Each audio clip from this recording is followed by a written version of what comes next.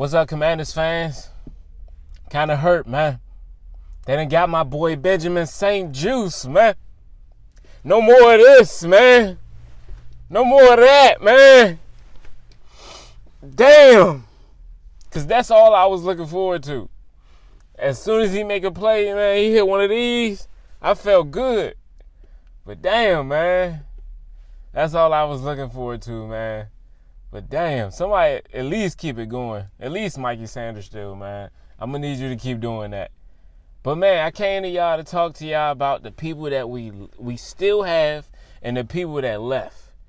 And specifically, I wanted to talk to y'all about the wide receiver room because it's looking real sexy. It's looking real good right now. Our floor is looking good. Our floor, I would say, right now, I wrote it on paper just so y'all, you know what I'm saying? Y'all know what I'm talking about. Okay? So, our floor looking like KJ Osborne right now. We got Luke McCaffrey. I would honestly put Luke McCaffrey under KJ Osborne. And then, I'm glad we got KJ back because we really didn't get to see much of him, seeing that he came late in the season. And then, Luke, we trying to see if Luke is going to be Luke. We want to see if he going to be the real McCaffrey. Like, if he going to really, is he really part of the family? That's what I really want to know. And it's like, we gave him a nice little year. He was doing good. I'm really want to see where he go this year, He got the body type that we looking for. He's 6'2", but I need him to, get out there, make them catches. He's not really your twitchy wide receiver. He's more so just, I would say he's one of those receivers that can just get the job done. And then we brought back Noah Brown. I told you before, he's the D-Wade of football. Like, D-Wade was so good at drawing fouls, and I would compare him to Noah Brown. Noah Brown is so good at drawing penalties, even if he can't make the catch or if he can't get near the catch, he's going to find a way to draw the foul. In my opinion, draw the flag. But I'm glad he came back. He's good for that when we need some extra yards. And, Debo is there. He can be anywhere. And he's the Yak King. He's one of them guys that wherever you give him the ball, he's going to get extra yards right after that. And if anything, this is a make or break year for him. So I already know he's going to go off. He's going to ball because after this, he don't got any more guaranteed money. So, we got to pay him. But I'm saying, like, after this is it. We can let him go after this year. And, we got Terry.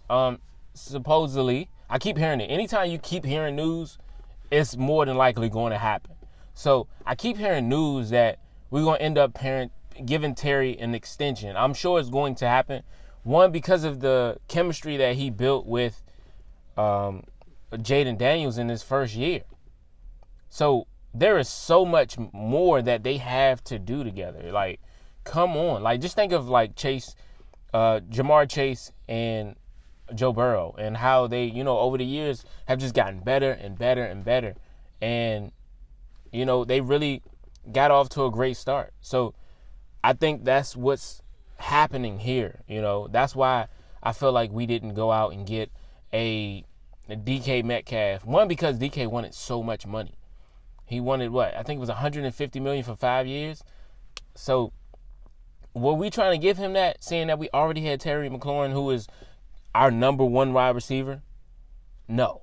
But we were trying to get guys that can add to Terry and just assist Terry. Like, we're not trying to cause turmoil right now. And of course, you can have a number 1A and a 1B, but it's kind of rare because when you look at the Eagles and you think about Devontae Smith and A.J. Brown, you think like, I would still consider A.J. Brown the 1 and Devontae Smith the 2. I would not consider them A and B. Like, it's not the same to me. Because when A.J. Brown is not there, Devontae Smith, he can, do his thing, but he's not as efficient. You know what I'm saying? Like, when A.J. Brown is just there and it's just him rocking out, oh, that boy a beast. He's good. As long as he got some other wide receivers to, just take the heat off of him. But He's one of those guys who can hold his own. And Terry has done this year after year after year. 6 years in the league. He's been doing this thing over 900 yards every season. So why would I not consider him my number one? And why would I want to bring in somebody that's going to, one, already has a lot of drama with him. But enough about DK. We not getting him. We didn't get him. But we were looking towards a guy like Cooper Kupp. And Cooper Kupp, honestly, felt like the best lock for the wide receiver position if we needed to just add one more person. That was perfect, right?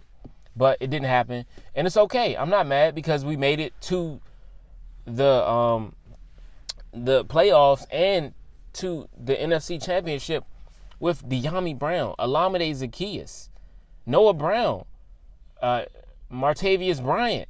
Come on now. The list goes on of guys that, just helped us get to the next game.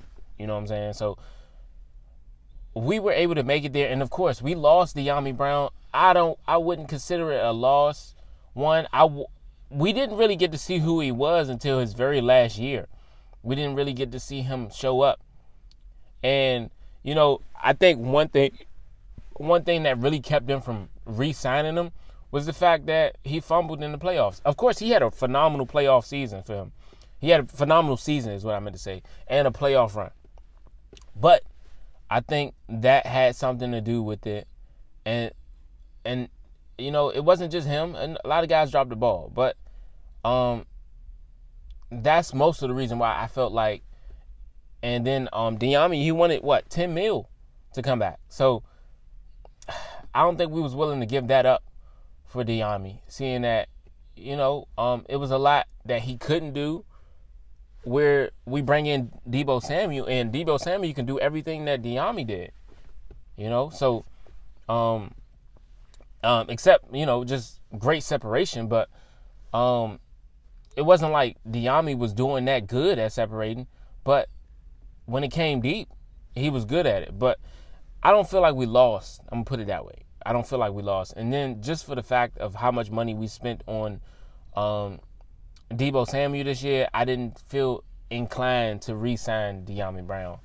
Like, that wasn't like a major thing that needed to happen. But one person that I did feel like we lost on, and that's not even a wide receiver. No, it is a wide receiver. It's Olamide Zaccheaus. I was like, damn, bro. Like, because Olamide was like, believe it or not, he was a great wide receiver too. And then on top of that, he got over 500 yards. But the thing is, he was like one of those wide receivers that was just twitchy. You know what I'm saying? He was able to do what we needed him to do. Like, bring some spice to the wide receiver room. Like, Terry got moves. Yeah, on the back end, he's nice. And a little bit on the front end. But I just felt like, Olamide had the moves, boy. Like, I know we got rid of Jahan Dotson, but Jahan had moves too, though. But I felt like if we were to compare the two, Olamide was real twitchy. Like, he reminded me of Zay Flowers. Zay Flowers is real twitchy, but super twitchy. But man, I think that's all we missing in our wide receiver room. I think we got enough guys that are strong, big bodied. Put it this way: Terry McLaurin 6 feet, Deebo Samuel 6 feet, Noah Brown 6'2", Luke McCaffrey 6'2". KJ Osborne, I think under 6 feet. But we need somebody that, give you all that. Make you work. It's a lot of guys out there that we could possibly get. But it all depends on what, they want to add to the room. What Adam Peters sees in the guys that he has and what he feels like he's missing. Because, damn, I wanted Olamide. I wanted to bring him back. But let me move on to my next subject. The next subject is we're just missing 2 more wide receivers. And I think that would be great for us to go out and get 2 more guys that can really fill the void of Olamide Zaccheaus.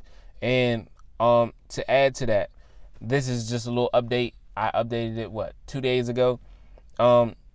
We brought back we traded for Deebo Samuel.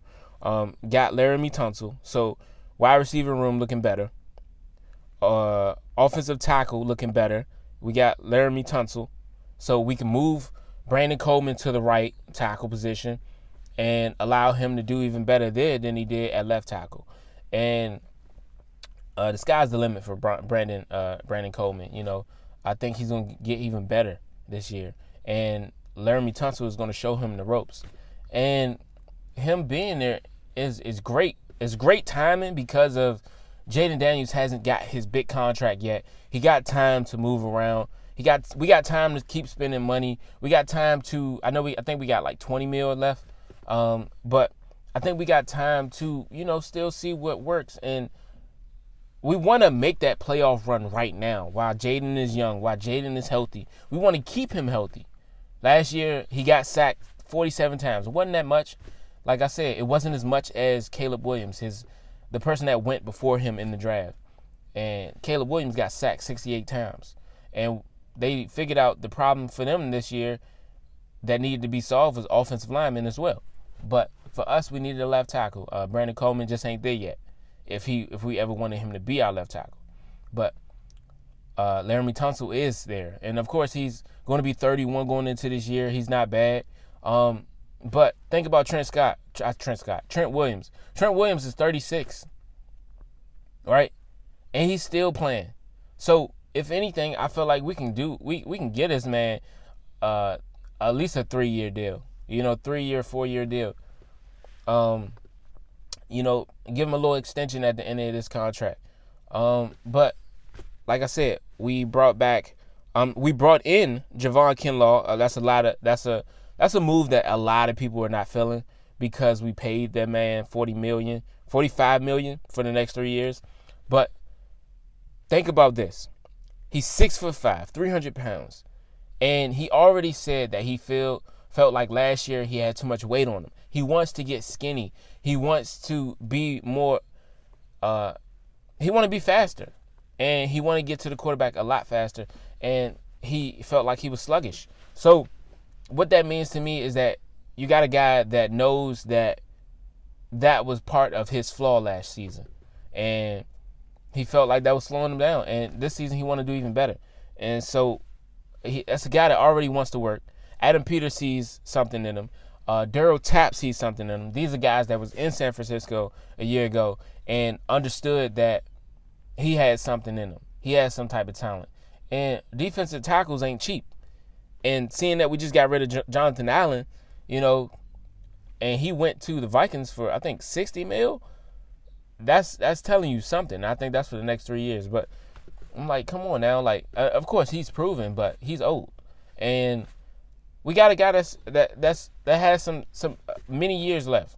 And I'm excited to see what he does for us in the long run. And then my boy Eddie Goldman. We got my boy Eddie. I used to do comedy back in the day, and he used to follow me on the Instagram. But yeah, man, I'm glad he came to the team, man. It's crazy how time flies, and then you start doing stuff different. But I'm happy that he's here, man. Only because I know him. Ain't like we go way back, but I just know him. I know who he is. I know his name. He from here. He from this area. As well as Javon Kinlaw is from this area, DC area. But man, I'm happy to have guys that are from here. Last year we had what's his name? Defensive end that was from here, and he's not here anymore. But I forgot his name. But yeah, man, he was definitely coming through for us. And a lot of people got 1-year contracts. And another guy, edge rusher that we got, Dietrich Wise. I still got to look into these guys, but these are some nice guys. I feel like anybody in the defensive end position, having a lot of guys there. And I feel like one of these guys is big. They some big guys, pause. But I think them coming into this culture, think about what we had last year, right? We had a lot of guys that was hungry on 1-year deals, looking for a contract, looking for the next big thing, looking to be coached up, to have a great coach. And then all these guys came here to play for Dan Quinn. And they felt inspired. And think about if we keep that same energy, no matter who we draft, who we bring in, they're going to feel that energy and they're going to be pumped up. And, who knows? We might make it back to the NFC Championship again. And that's the goal. So last year, it was a recalibration. I'm going to be honest with you. It was exactly what Dan Quinn called it. Like before, I thought it was a rebuild. But, bruh, he recalibrated and got us straight there. It was a rebuild. It was a recalibration. It was all that, man. But he got us there. He wanted to see how far we can go. And we went there. We went as far as we possibly could. And honestly, the only reason why I felt like we didn't do great in that last game in the playoffs against the Eagles was because of the fumbles. If it wasn't for the fumbles, I felt like it could have been a way closer game. I understand Saquon is nice, but damn, he's not that great that we can't beat him. So understand that. It all came down to fumbles. It all came down to possessions. It came down to maximizing on the time that you had and keeping that same energy. And as long as we do that, we're going to be right back in the same spot. And then it's a lot of guys that we brought in. We brought in a Patriots player, Jonathan Jones, 1-year deal, 6.5. We brought in Will Harris from the Saints. He's familiar with Marshawn Lattimore. They used to play together. So that goes well. People don't understand how important that is to have somebody that you already played with, and not already played with, but played on the same position. I mean, not position, but played on the same field as at the same time. So, while he's being a safety, you have Marshawn Lattimore being a cornerback. They have to be on the same page. They have to talk to each other. All right, boom, you go here. Boom, I'm going back here. Like, they have to understand. They play a lot. They be in the same rooms. They practice together. They work out together. They talk together. They're in the same group chats. Like, it's a lot that goes into it, and that people don't understand. And it's a reason why Adam Peters went out and got these guys. And he understands that, hey, whoa, what helped Marshawn Lattimore while he was there? What came into play? And I'm put it this way. Adam Peters knows what he's doing, and he also goes out and get guys that can do more than one thing. And Will Harris is that guy. Played safety, played cornerback, played linebacker. Like, bro, it's nothing he ain't do besides defensive lineman and defensive end. Like, he's very versatile. They use him everywhere since he played with them. And, man, I'm going to come back to it in another video, but another guys that we retained was Marcus Mariota. I'm glad he's there because Jaden has a mentor that he can learn from, and he's still there. And he served him so well, especially in that Falcons game when he had to make a comeback and win the game in overtime. I'm glad Marcus is in the room. It's some guy that he's familiar with, and that can continue to coach him up. You got Chris back. Chris was able to move the line. It was funny, right? Christopher Rodriguez was one of those guys that when he came in, people did not want him to leave. And he definitely sparked some energy into us in the last little bit of the season. And it was like guys was willing to get rid of Brian Robinson just because of Christopher Rodriguez. And we still, I wouldn't say get rid of him. I just think he shouldn't be our main running back no more. I think there should be another running back. We should draft one, and that has a lot of energy. You know what I'm saying? Like, that's explosive. And I'm gonna try to speed this up because I'm running out of time. But Noah Brown, I'm glad he back. I told you, KJ Osborne, Zach Ertz is back on a 1-year deal. We know he's gone after this year, but he's gonna give it his all. So is Bobby Wagner as well. John Bates is back. He got a 3-year deal. Michael Dieter, 1-year deal. Trent Scott, Bobby Wagner, I said that already. Kevin Seymour, I didn't even know he was on the roster. Like, I don't forgot about him. But he's one of those guys we picked up late in the season. Noah Igbenogany, I'm happy he's back, man. That's my guy. He did phenomenal. I mean, a lot of people, he went under the radar because I guess he didn't play as much at the end of the season. But it was a point in time where he was at the top of the league. And a lot of guys didn't even notice. Nobody gave him his credit. Not too many people. And then we got Tressway back. I'm glad he back. It's one of them positions that he has that you can play for a long time. And as long as nobody hitting you while you kicking or holding the football to get kicked, you're good. But we got Zane Gonzalez. We know he's not good with 50-yard kicks. So I'm glad that we got him on the team for, the field goals and the short kicks. but I don't feel comfortable with him kicking anything over 48. And I think we should continue to find somebody, and I know we are. And think about what we did last year. We had about 20 kickers, and they continue to get somebody and bring somebody in if the other person couldn't do it. And, man, like I said, Diami went to the Jags. Cornelius Lucas went to the Browns. Mekhi Walker, I don't care where he went. Jonathan Allen went to the Vikings. Benjamin St. Juste, I can't do this no more. Derek Forrest, he was definitely phenomenal for us. Not last season, but the season before that. Before he got injured, he was definitely coming out with a lot of fight, a lot of hunger. But injuries can stop your momentum and keep you from being great, and that's what happened. But he went with the Bills, and he over there was what's my boy Curtis Samuel. So he's familiar with him, and he's gonna have a great year, and I think he's gonna do even better. And sometimes you just gotta get rid of guys. It's sad to say, but this is what happens in a real NFL champion team. This is how you become a champion. You got to get rid of players when you don't want to. You got to get rid of players when you got to make these hard decisions. And that's what Adam Peters does so well. And Jeremy Chin is one of those guys I felt like, damn, everybody's trying to convince me that Will Harris is that guy and he plays even better than Jeremy Chin. And I've been trying to convince y'all as well. So I'm trying to believe it. But we ain't gonna know until we know. Until he hits the field. So right now, I'm excited about where we're going. I just can't wait for the season to start. Just dropped my computer. That's all. Just broken in half. But I can't wait for us to see where the season goes. And I know we still have a lot we need to do. We need to draft a cornerback. We need to get a defensive end.